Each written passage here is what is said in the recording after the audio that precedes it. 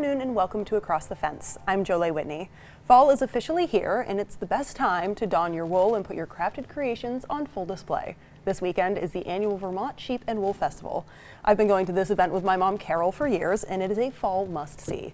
The 2024 Vermont Sheep and Wool Festival happens this weekend, October 5th and 6th. There will be classes, contests, vendors, and demonstrations. We have two guests with us. First, let me introduce the co-director of the festival, Jane Woodhouse. And next to Jane is Mary Lake, who oversees the fleece sales, the contests that go on during the festival. And last but far from least, Mary is a shearer herself. Jane, how long have you been involved? I've been involved since 2009. At that time, I was a president of Vermont Sheep and Goat Association. And we were looking to move the festival, and I took an active hand in doing that. And we did really well that year at Tunbridge, and so I took over the books.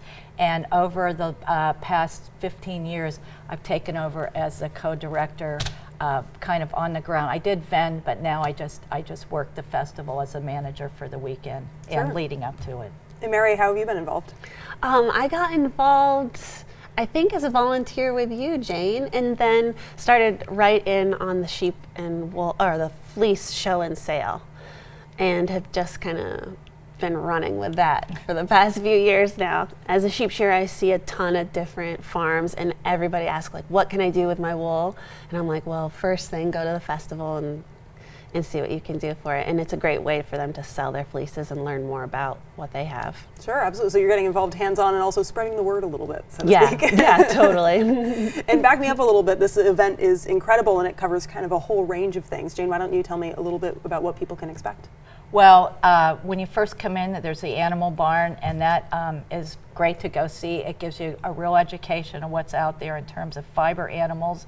And the vendors that own those animals are right there, have their booths right there with it. And then there's two full buildings of vendors selling everything from fiber and yarn to finished products, equipment, supplies for all sorts, spinning, weaving, knitting. You can get everything there. What else do we have? Great food vendors. A lot of these people have food trucks or do farmers markets, so it's not your typical food fair that you're fried dough and French fries. I mean, it's a range of interesting foods. There's demos, there's entertainment. The Royalton Community Radio Station provides entertainment, and so we're underwriters of the station. They get volunteers that come in. They do the parking and the music entertainment, and then we make a big donation to the station. So it's this partnership with the community right next to Tunbridge, which I really like. But there's something for everybody. I mean, you can bring your kids. Kids love the animals. Oh, absolutely. So that's it's the been best. an all day in the animal barn, I bet. Yeah, the animal barn or the dog demos. All right, well, let's dive a little bit deeper. Can you tell me about what vendors you can expect? What kind of goods can you buy there? Oh, well, there'll be raw fleeces Mary can talk more about that. There's a lot of yarn that's produced right here in Vermont, and there's 4 processors that are in the state: Green Mountain Spinnery, Junction Fiber Mill, Aurora Spinnery, and Kingdom Fleece and Fiber. And they are all at the festival, but they've produced a lot of the yarn that's there as well. So there's homegrown yarn, home-dyed yarn, equipment. You can get knitting needles, spinning wheels. I think there's some people even selling looms. I don't know about floor looms, but I know there are some simple looms that, and we have people that build that equipment.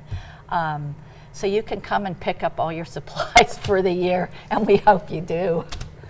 And you already talked a little bit about some vendors from Vermont, and you were telling us before the taping even started. Most of your vendors are from Vermont, but is it exclusively? Most of them are. I mean, no, it's not exclusive. We don't. We'd all get excluded going to other shows. But our show is small by comparison to other, like to the New York Sheep and Wool Festival. We don't have near the number of people that come in. So we kind of hold our number of vendors steady at around 85. It's been that at least since I've been involved, since 2009. Because as we've grown and as the gate's grown, we want the vendors to be able to grow as well. We don't want to bring in a lot more vendors and have their sales go down as a result or neutralize their sales. And a lot of people really love coming to our festival because of that. All right, Mary, let's talk a little bit more about something more in your wheelhouse. We said in the beginning you're a shearer, so can you tell us maybe what animals we can expect to see in the animal barn? Yeah, so in the animal barn you'll see sheep and goats and some llamas and alpacas and different breeds within those species. And then there's Angora rabbits kind of sprinkled throughout the festival. You'll see them around. Yeah, and for maybe somebody not as familiar, I know when I first found out that some people use wool from rabbits, I was very surprised, but they're a fun addition. They're very fun. Yeah. And how about you tell me about some of the demonstrations that are going on with animals? Yeah, so every year, probably one of the biggest highlights of the festival is like the herding dog demo done by Jim McCrae, and him and his grandson will be doing the sheep shearing demo as well. There will be ongoing demonstrations of hand spinning, crocheting and knitting, and the Rug Hookers Guild always comes and puts on a good presentation of their craft. And how about you talk a little bit about kind of the shepherds who are on hand that talk not only about maybe the yarn side, but also like caring for and shearing sheep? Well, the group of vendors that we have, there's always new vendors coming in, but there's also just like a strong family of vendors there that gives a great sense of community at the festival.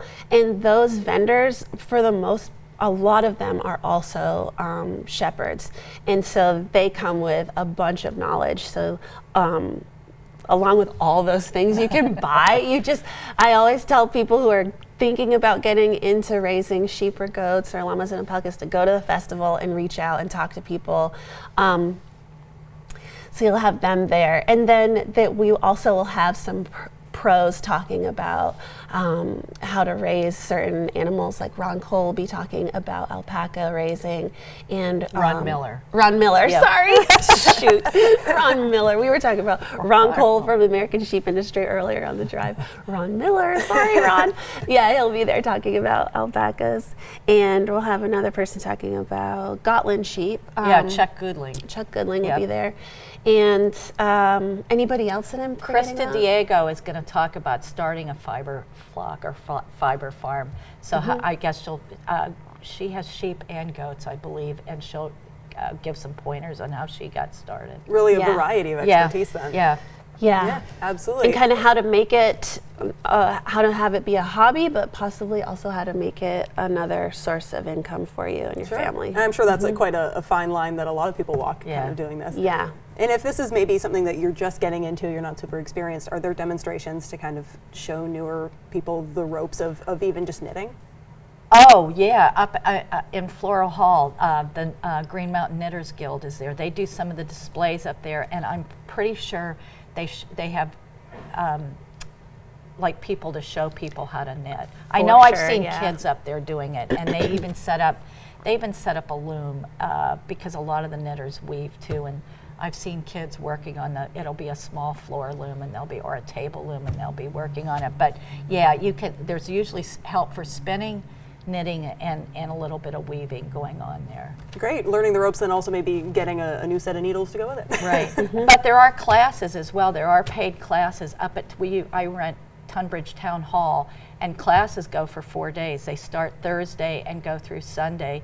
And I actually did a class, since I can't teach during the festival, I did a class in conjunction with the festival a few weeks ago over dyeing alpaca, because the theme this year is the Year of the Camelid, and it's in conjunction with the International Year of the Camelid with the United Nations. And it was just, kind of it worked for us. And so there's going to be a particular focus on alpacas and llamas at the festival, and special talks and exhibits. The New England breeding group is going to be there doing more work than we've usually done with that at the festival. And let's talk about something new that's coming to the festival. You were telling me about Designer Alley coming in. Oh yeah, so what's that? Designer Alley. Somebody approached us, and Designer Alley is people that design knitting patterns. And so they're going to be on display up by Floral Hall or Dodge Gilman in front of one of them, and they'll have, there's like a circle of spaces, outdoor spaces, and these are people that design patterns, so they'll have some of the samples of the patterns they sell, and I think probably all of them are on Ravelry, and they're listed on the website. If you have a designer that you're interested in, come talk to them. Sure, something catches your eye and you want to follow up. Yeah, this is brand new this year. Mary, let's talk about something that's very in your wheelhouse, the Fleece show. which is a fiber arts contest, and there's still a little bit of time to submit. Is that right? Yeah. So there's really two parts to it in Floral Hall. There's the fleece show and the fleece sale. And the fleece show are like your best fleeces. Producers can bring in 2 fleeces from each category, up to 2, and they will be judged by 2 judges, and a scorecard will be filled out.